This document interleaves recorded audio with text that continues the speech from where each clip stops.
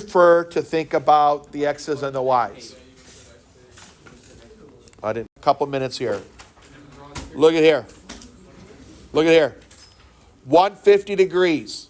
Is it bigger than 90? Yes. Is it bigger than 180? No. Then it must be somewhere over here. Would you agree? Yes.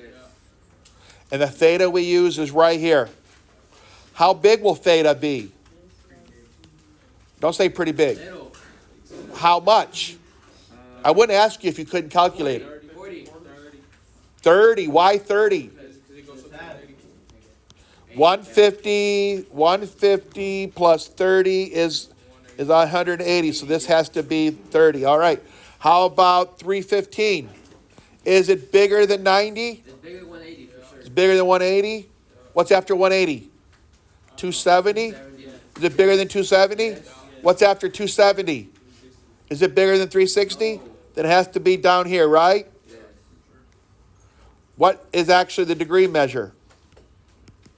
How many more degrees to get to 360?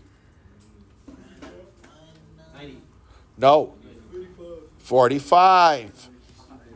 45 plus 15 is 60. What the heck? Last one. 240. Is it bigger than 90? That's negative. Oh, negative. That means it's going this way. Is it going past negative 90? Is it going past negative 180? Is it going past negative 270? Oh, no. It doesn't go past that. It goes some of the way. There's that angle. So, well, be careful. This is a negative 30.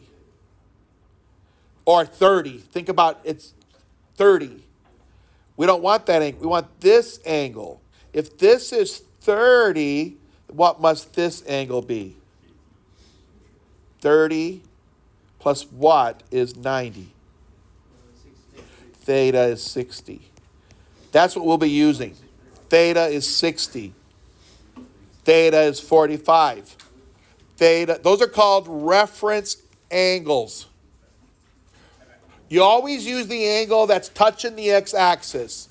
And that's it for now. Yes, turn in your packet.